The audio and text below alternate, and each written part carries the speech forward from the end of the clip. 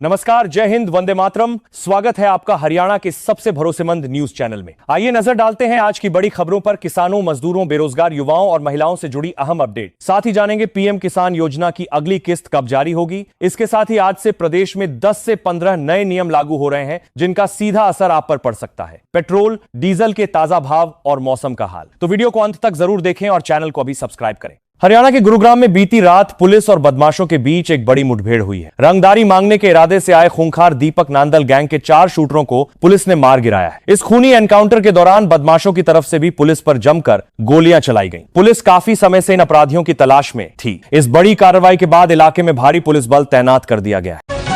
भारत की पहली hydrogen train जल्द ही पटरियों पर दौड़ने वाली है। केंद्र सरकार ने इसे हरी झंडी दे दी है और आगामी 17 जुलाई को प्रधानमंत्री नरेंद्र मोदी जींद से इसका विधिवत उद्घाटन करेंगे। यह ट्रेन जींद से सोनीपत के बीच चलेगी। खास बात यह है कि इस ऐतिहासिक पहले सफर में करीब 200 स्कूली बच्चों को यात्रा करने का मौका मिले। यह कदम भारतीय रेलवे में पर्यावरण के अनुकूल तकनीक को बढ़ावा देने की दिशा में एक बड़ी पहल है। हरियाणा कांग्रेस में अंदरूनी कलह एक बार फिर से खुलकर सामने आ गई है। पूर्व मुख्यमंत्री भूपेंद्र सिंह हुड्डा और पार्टी के वरिष्ठ नेता रणदीप सिंह सुरजेवाला के बीच हुई तीखी तकरार का एक वीडियो सोशल मीडिया पर काफी तेजी से वायरल हो रहा है। इस पार्टी के बाद वीडियो में भूपेंद्र सिंह हुड्डा रणदीप सुरजेवाला को नसीहत देते हुए कह रहे हैं कि अब उनके लिए कमान छोड़ने का वक्त आ गया है। इस बयान के बाद राजनीतिक हलकों में काफी चर्चा हो रही है। पहाड़ी इलाकों में हो रही लगातार भारी बारिश के कारण उत्तर भारत के कई राज्यों में बाढ़ का खतरा मंडराने लगा है। जल स्तर बढ़ने के बाद हथनीकुंड बैराज से एक साथ करीब 50,000 क्यूसेक पानी छोड़ा गया है, जिससे यमुना समेत अन्य नदियां उफान पर आ गई हैं। प्रशासन ने नदी के आसपास के इलाकों में अलर्ट जारी कर दिया है। लोगों से तटीय क्षेत्रों से दूर रहने और सुरक्षित स्थानों पर जाने की अपील की जा रही है। चुनाव आयोग ने मतदाता सूची में नाम जुड़वाने और पुरानी जानकारियों को डिजिटल करने को लेकर अंतिम चेतावनी जारी की है। इस जरूरी काम को पूरा करने के लिए अब सिर्फ 3 दिन का समय बचा है। नागरिकों से अपील की गई है कि वे 14 जुलाई तक अपने संबंधित बीएलओ से संपर्क करके या ऑनलाइन पोर्टल के माध्यम से अपना वोटर कार्ड अपडेट करवा लें। समय सीमा समाप्त होने के बाद फॉर्म जमा करने वालों को परेशानी का सामना करना पड़ सकता है। गुरुग्राम पुलिस मुठभेड़ में मारे गए 4 शूटरों को लेकर एक बड़ा खुलासा हुआ है। जांच में पता चला है कि ये बदमाश रोहतक के कई बड़े कारोबारियों को निशाना बनाने और दहशत फैलाने की एक बड़ी साजिश रच रहे थे। पुलिस ने इनके पास से जो मोबाइल फोन बरामद किए हैं, उनसे कई अहम राज और संपर्कों की जानकारी मिली है। अब पुलिस इस पूरी साजिश से जुड़े अन्य लोगों की भी गहनता से तलाश कर रही है। उत्तर प्रदेश के मुख्यमंत्री योगी आदित्यनाथ ने समाजवादी पार्टी के मुखिया अखिलेश यादव पर तीखा जुबानी हमला बोला है। सीएम योगी ने साल 2003 की एक घटना का जिक्र करते हुए याद दिलाया कि कैसे उस समय हनुमानगढ़ी की सीढ़ियों पर नमाज पढ़वाई गई थी और जामा मस्जिद में इफ्तारी का आयोजन हुआ था। उन्होंने विपक्ष पर तुष्टीकरण की राजनीति करने का आरोप लगाते हुए कहा कि मौजूदा सरकार में सभी धर्मों का समान रूप से सम्मान किया जाता है। अंतर्राष्ट्रीय बाजार में मची आर्थिक उथल पुथल का सीधा असर अब सर्राफा बाजार पर दिखने लगा है। सोने की कीमतों में आज एक बार फिर से भारी उछाल दर्ज किया गया है। 24 कैरेट शुद्धता वाले 10 ग्राम सोने के भाव ने अपने पिछले सारे रिकॉर्ड तोड़ दिए हैं और ये एक नए उच्चतम स्तर पर पहुंच गया है। जानकारों का कहना है कि सुरक्षित निवेश के तौर पर लोगों का रुझान बढ़ने से आने वाले दिनों में भी सोने के दाम ऊंचे रह सकते हैं। बच्चों की सुरक्षा को ध्यान में रखते हुए राज्य बाल अधिकार संरक्षण आयोग ने एक अहम सिफारिश की है। आयोग ने शिक्षा विभाग से स्कूलों में पहनी जाने वाली पारंपरिक नेकटाई को ड्रेस कोड से हटाने की मांग की है। आयोग का तर्क है कि खेलते समय या किसी आपात स्थिति में नेकटाई बच्चों के लिए जानलेवा साबित हो सकती है। इस सिफारिश के बाद उम्मीद जताई जा रही है कि जल्द ही सभी स्कूलों में इसे लेकर नए दिशा निर्देश जारी किए जाएंगे। देश भर में हो रही लगातार भारी बारिश ने आम आदमी के घर का बजट पूरी तरह से बिगाड़ दिया है। खेतों में पानी भरने से फसलें खराब हुई हैं, जिसका सीधा असर सब्जी मंडियों में आवक पर पड़ा है। सब्जियों की सप्लाई कम होने से टमाटर, धनिया और अन्य हरी सब्जियों के दाम आसमान छूने लगे हैं। खुदरा बाजार में बढ़ती कीमतों के कारण ग्राहकों को काफी परेशानी हो रही है और फिलहाल राहत मिलने की कोई उम्मीद नजर नहीं आ रही है। हरियाणा के कई जिलों में जलभराव की स्थिति गंभीर होती जा रही है। मारकंडा नदी का जलस्तर बढ़ने से करनाल, कुरुक्षेत्र और अंबाला के दर्जनों गांवों के खेतों में पानी घुस गया है, जिससे किसानों की फसलें डूब गई हैं। बाढ़ में फंसे लोगों को निकालने के लिए प्रशासन द्वारा रेस्क्यू ऑपरेशन चलाया जा रहा है। वहीं मौसम विभाग ने अगले 24 घंटों के लिए इन क्षेत्रों में भारी से बहुत भारी बारिश का रेड अलर्ट भी जारी कर दिया है। मध्य प्रदेश के दतिया में उपचुनाव से पहले ही भारतीय जनता पार्टी के भीतर बगावत तेज हो गई है। पूर्व मंत्री नरोत्तम मिश्रा का टिकट कटने से नाराज उनके समर्थकों ने सड़कों पर उतरकर भारी बवाल किया। स्थिति को काबू में करने के लिए पुलिस को आंसू गैस के गोले तक दागने पड़े। इसके विरोध में दतिया नगर पालिका के कई पार्षदों ने एक साथ इस्तीफे की झड़ी लगा दी है, जिससे पार्टी आलाकमान की चिंताएं काफी बढ़ गई हैं। मध्य पूर्व के देशों में चल रहे तनाव के बावजूद भारतीय करेंसी ने आज बाजार में अपनी जबरदस्त ताकत दिखाई है। अंतर्राष्ट्रीय मुद्रा बाजार में भारतीय रुपए ने अमेरिकी डॉलर को पछाड़ते हुए एक मजबूत बढ़त दर्ज की है। आर्थिक विशेषज्ञों के अनुसार रिजर्व बैंक की नीतियों और भारतीय अर्थव्यवस्था के मजबूत ढांचे के कारण रुपया इस दबाव को झेलने में कामयाब रहा है। इससे आयात करने वालों को बड़ी राहत मिलने की उम्मीद जताई जा रही है।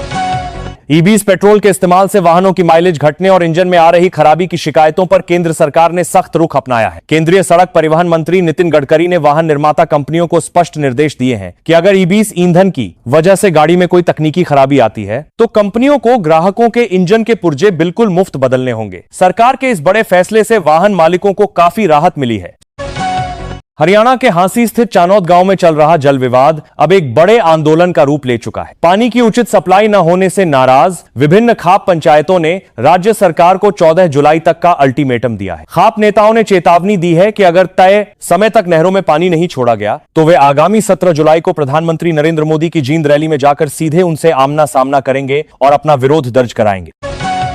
हरियाणा में रहकर काम करने वाले बिहार के प्रवासियों के लिए एक बड़ी और अच्छी खबर है। परिवहन विभाग ने यात्रियों की सुविधा को ध्यान में रखते हुए गुरुग्राम और अंबाला से पटना, गया और दरभंगा जैसे प्रमुख शहरों के लिए सीधी वातानुकूलित बस सेवा शुरू कर दी है। इन नई एसी बसों के संचालन से अब यात्रियों को ट्रेन के टिकट के लिए परेशान नहीं होना पड़ेगा और वे आराम से अपने घर तक का सफर तय कर सकेंगे। भारतीय शेयर बाजार में आज कारोबारी हफ्ते के आखिरी दिन भारी उतार चढ़ाव देखने को मिला है। सुबह बाजार खुलते ही सेंसेक्स और निफ्टी ने अच्छी बढ़त बनाई थी, लेकिन दोपहर होते होते निवेशकों की ओर से जबरदस्त मुनाफा वसूली शुरू हो गई। इस दबाव के कारण दोनों प्रमुख इंडेक्स अपनी शुरुआती बढ़त गंवा बैठे और बाजार में गिरावट दर्ज की गई। बाजार के जानकारों का कहना है कि वैश्विक संकेतों के कारण अभी कुछ दिनों तक मार्केट में ऐसा ही माहौल रह सकता है। मध्य प्रदेश के बालाघाट जिले से एक बड़े सरकारी घोटाले का पर्दाफाश हुआ है। जांच में पता चला है कि राशन प्रणाली के तहत गरीबों को बांटे जाने वाले करीब 1160 करोड़ रुपए के सरकारी चावल को एथेनॉल प्लांट में भेजने के बजाय सीधे निजी राइस मिलों में खपाया जा रहा था। यह चावल ऊंचे दामों पर वापस सरकार को ही बेचा जा रहा था। मामले की गंभीरता को देखते हुए प्रशासन ने तुरंत कार्रवाई शुरू कर दी है और कई अधिकारियों से पूछताछ हो रही है।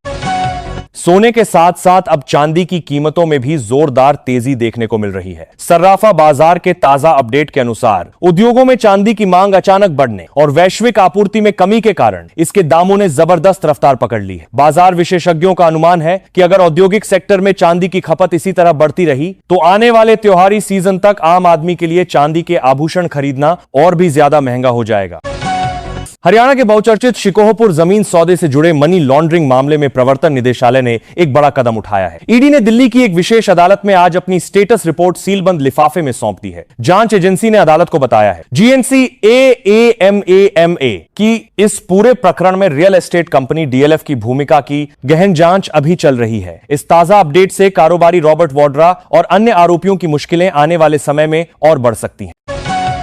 भारत और इंग्लैंड के बीच खेले जा रहे T20 सीरीज के आखिरी और निर्णायक मुकाबले के लिए टीम इंडिया की प्लेइंग 11 में बड़े बदलाव की सुगबुगाहट तेज हो गई है। सूत्रों के मुताबिक लगातार खराब फॉर्म से जूझ रहे विकेटकीपर बल्लेबाज ईशान किशन को बाहर का रास्ता दिखाया जा सकता है। उनकी जगह शानदार फॉर्म में चल रहे संजू सैमसन को टीम में शामिल किए जाने की पूरी संभावना है। टीम मैनेजमेंट यह मैच जीतकर सीरीज पर कब्जा जमाना चाहता है। साल है मानसून की बारिश का असर अब प्याज की सप्लाई पर भी पड़ने लगा है। एशिया की सबसे बड़ी आजादपुर मंडी सहित कई स्थानीय सब्जी मंडियों में अचानक प्याज की आवक घट गई है। सप्लाई चेन प्रभावित होने के कारण प्याज के थोक भाव में 5 रुपए प्रति किलो तक का उछाल दर्ज किया गया है। व्यापारियों का कहना है कि अगर मौसम का मिजाज ऐसा ही रहा और पीछे से माल नहीं आया तो खुदरा बाजार में प्याज की कीमतें और ज्यादा रुला सकती हैं। राजधानी दिल्ली में यमुना नदी में बढ़ रहे जहरीले झाग और प्रदूषण को लेकर पर्यावरण मंत्रालय ने सख्त कदम उठाए हैं। सरकार ने सीवर और औद्योगिक कचरे के सीधे नदी में गिरने पर रोक लगाने के लिए स्थानीय एजेंसियों और नगर निगमों की सीधी जवाबदेही तय कर दी है। इसके अलावा नदी के आसपास अवैध रूप से बनी झुग्गियों और अतिक्रमण को हटाने के लिए बुलडोजर की कार्रवाई भी तेज कर दी गई है ताकि यमुना को स्वच्छ बनाया जा सके। हरियाणा विद्यालय शिक्षा बोर्ड द्वारा आयोजित 10वीं ओपन की अंग्रेजी परीक्षा में शिक्षा विभाग के उड़नस्तों ने अचानक निरीक्षण किया। इस दौरान परीक्षा केंद्रों पर सख्ती बरतते हुए नकल के 2 मामले रंगे हाथों पकड़े गए। इतना ही नहीं, ड्यूटी में लापरवाही और कोताही बरतने वाले परीक्षा स्टाफ पर भी प्रशासन ने तुरंत गाज गिराई है। बोर्ड अधिकारियों का साफ कहना है कि परीक्षाओं को पूरी तरह से पारदर्शी और नकल रहित बनाने के लिए यह अभियान आगे भी जारी रहेगा। हिंद महासागर में भारत की समुद्री ताकत आज कई गुना बढ़ने जा रही है। पूरी तरह से स्वदेशी तकनीक से बना आधुनिक वॉरशिप आईएनएस महेंद्रगिरी आज भारतीय नौसेना के बेड़े में शामिल हो जाएगा। यह युद्धपोत एडवांस एंटी सबमरीन सिस्टम, खतरनाक मिसाइलों और हाई स्पीड रडार से लैस है। रक्षा मंत्री राजनाथ सिंह की मौजूदगी में होने वाले इस कार्यक्रम को भारत की रक्षा और आत्मनिर्भरता के क्षेत्र में एक बहुत बड़ी कामयाबी के रूप में देखा जा रहा है। हरियाणा के सिरसा जिले में चुनाव ड्यूटी पर गए एक सरकारी कर्मचारी के साथ बदसलूकी का मामला सामने आया है। जानकारी के अनुसार मतदाता सूची से जुड़े फॉर्म भरने गए एक बीएलओ के साथ कुछ स्थानीय लोगों ने बिना किसी उकसावे के बुरी तरह मारपीट की और उसके कपड़े तक फाड़ दिए। इस घटना के बाद कर्मचारी संगठनों में भारी रोष है। पुलिस ने शिकायत के आधार पर सरकारी काम में बाधा डालने और मारपीट का मामला दर्ज कर जांच शुरू कर दी है। प्रधानमंत्री नरेंद्र मोदी की हालिया रूस यात्रा और राष्ट्रपति व्लादिमीर पुतिन के साथ उनकी गहरी दोस्ती ने अमेरिका की चिंताएं बढ़ा दी हैं। वाशिंगटन में इस बात को लेकर टेढ़ी नजर रखी जा रही है और ऐसी सुगबुगाहट है कि अमेरिकी संसद में भारतीय कूटनीति पर दबाव बनाने के लिए एक नया बिल लाया जा सकता है। रक्षा और विदेश मामलों के विशेषज्ञों का मानना है कि भारत की स्वतंत्र विदेश नीति को लेकर पश्चिमी देशों में एक अलग तरह की बेचैनी देखी जा रही है। अब जान लेते हैं आज का राशिफल। मेष, सिंह और धनु राशि वालों के लिए आज का दिन आर्थिक लाभ का संकेत दे रहा है। वृषभ, कन्या और मकर राशि वालों को अपने कार्य क्षेत्र में नई जिम्मेदारियां मिल सकती हैं। मिथुन, तुला और कुंभ राशि वालों को आज अपने स्वास्थ्य और खान पान के प्रति थोड़ा सावधान रहने की जरूरत है। वहीं कर्क, वृश्चिक और मीन राशि वालों के लिए आज पारिवारिक जीवन में सुख शांति बनी रहेगी और अपनों का सहयोग मिलेगा,